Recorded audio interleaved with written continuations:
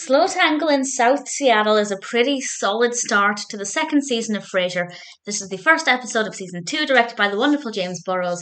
And for me as a writer, this was very thought provoking. But even if I wasn't a writer, I think it would still be a really interesting episode.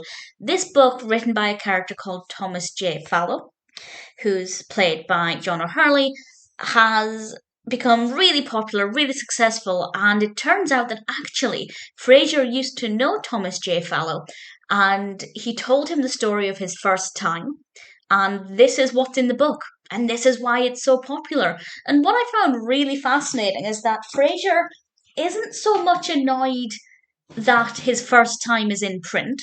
He's not, thrilled about it, but that's not the main source of his anger. His main source of anger is that he didn't get credit for it.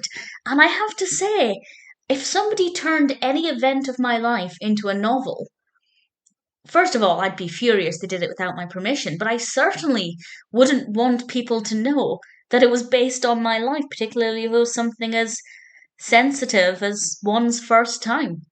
So I found Frasier's motivations to be very interesting, but Niles picked apart Frasier's response. And I won't say exactly what conclusion Niles came to, but I thought it was very thought provoking and really fascinating. We also get a very, very brief mention of Cheers. Well, the bar back in Boston, as Frasier put it, and that certainly made me smile. It is a really good episode. If you're a writer, or even if you're a reader, it definitely makes one think about what it would be like if they were to come across somebody else's story in a novel. And especially if you know a writer. I don't know. I mean, I would never tell anybody anything quite intimately because I am actually quite a closed book.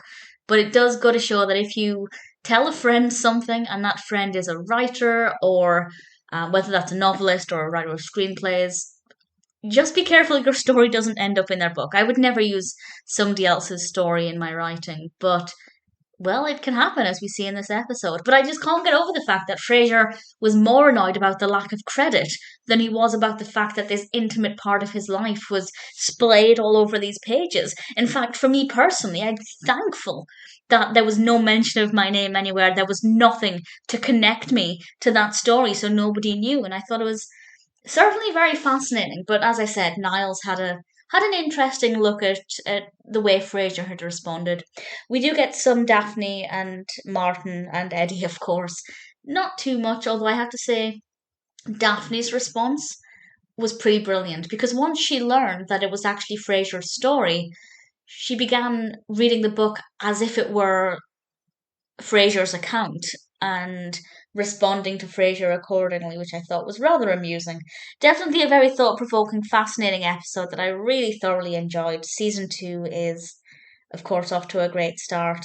And I know what's in store for the rest of season 2, but I won't spoil it. But needless to say, things are looking pretty exciting going forward.